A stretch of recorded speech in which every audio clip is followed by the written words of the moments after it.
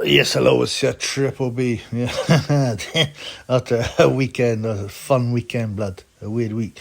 Anyway, yeah, what's up? Remember to like many times.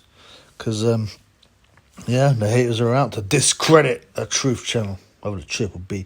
Now, the Triple B gets watched by a lot of people. You get me? It's starting to understand. Yeah. Sonny Edwards was on the live. Getting caned by everyone. Roasted.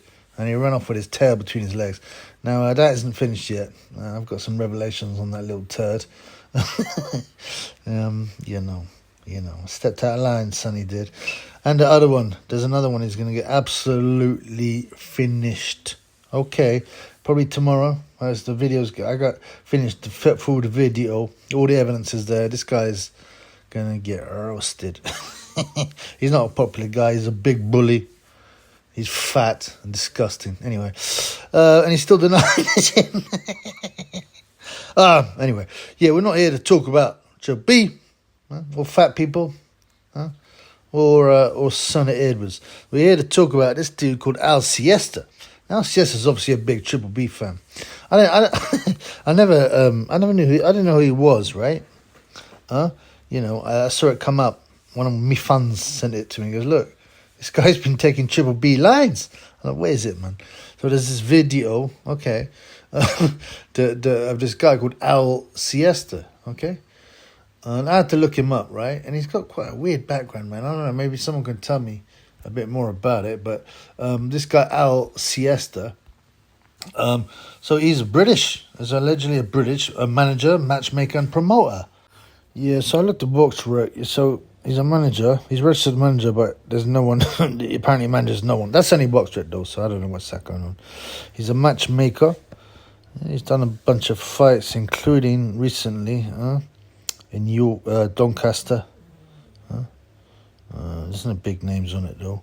Doncaster, Sheffield, he's done a show. These are small hall type things. And then he's also a promoter. Now, he promotes mainly in it seems to be in like Minsk. Where's Minsk? Ukraine, right? Moscow.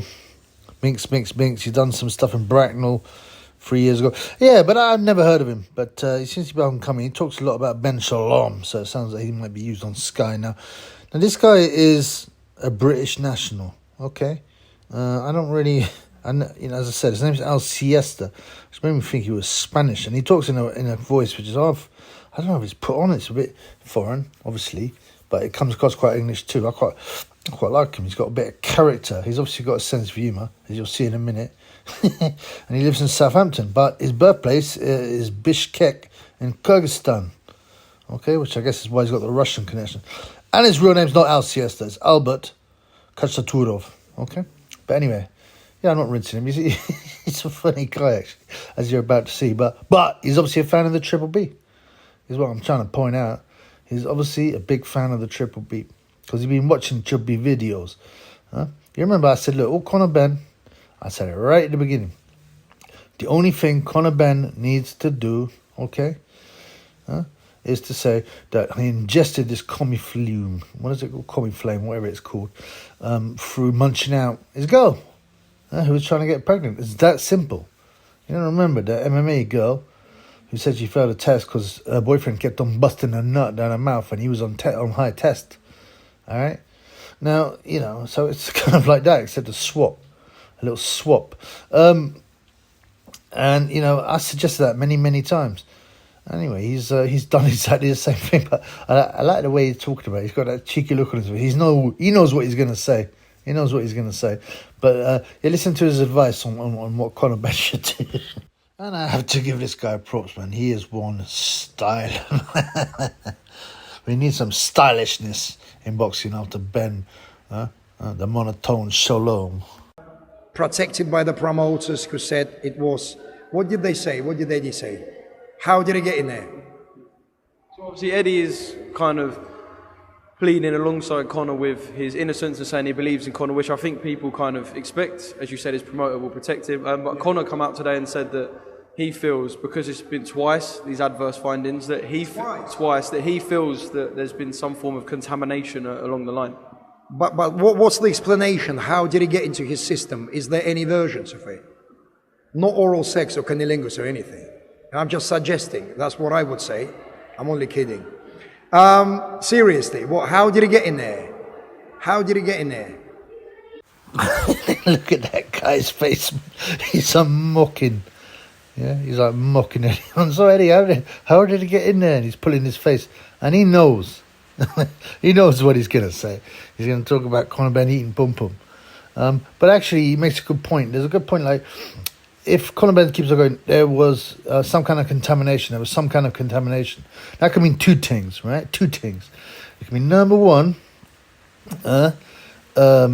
you know, when the sample was taken, from when the sample was taken to when it was tested, something got in the sample and contaminated it.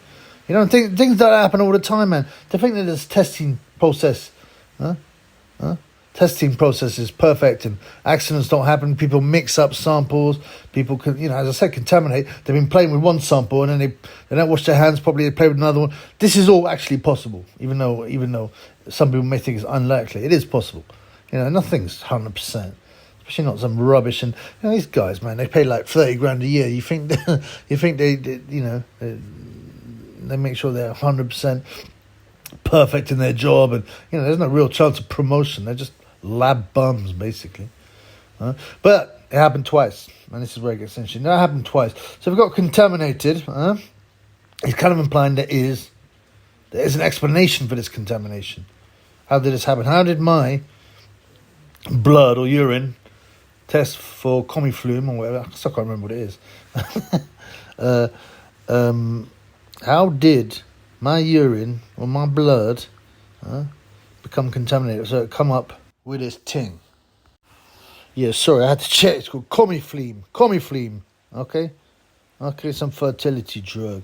So yeah, how could it happen twice? So he said it's been contaminated. So you know, as I said before on the video, and Conor Benn, if he has any brain, has watched the Triple B and he's listened. And now hopefully he should have listened to El Siesta. In fact, he already has. I mean, I think Conor Benn's already lined it up. And I told you he should do this. He better cash app, right? Conor Benn, if you're listening, yeah, it's # Bengo G14. Give me some of that mad cash, man. My excuse saved your butt, and you know this. He's gonna come out and he's gonna say, "I am a posse eater, and I'm a greedy posse eater. I'm eating it morning, day, night. And my girl's on comiflume trying to get pregnant because you can't get no pregnancy. And obviously, all my pum pum eating contaminated my blood and my urine. And this is why I fell. And they won't be able to say no. Now, people say, oh, well, you've got to come up with a prescription. Well, firstly, you'll just get someone to scratch out a fake one, backdate it. Well, he doesn't have to. The thing is about evidence and courts. Someone has to prove your guilt. You don't have to prove your innocence. Okay? It would obviously help. If you can whip it out, it'd be like, well, yeah, he's got... And, you know, he just get some private doctor to scratch out some dodgy prescription. Look, yeah, I wrote some comiflume. You know, just backdate it in his computer. There you go. So, Conor, yeah, I know what you're going to say. Yeah, pum pum eating habit, got the test to fail. And you know what? You owe the Triple B some money. It's free. It's not free consultancy. Triple B trying to make some mad money here. Huh? # Bengo G14. Thank you, Conor. You owe me your career, blood.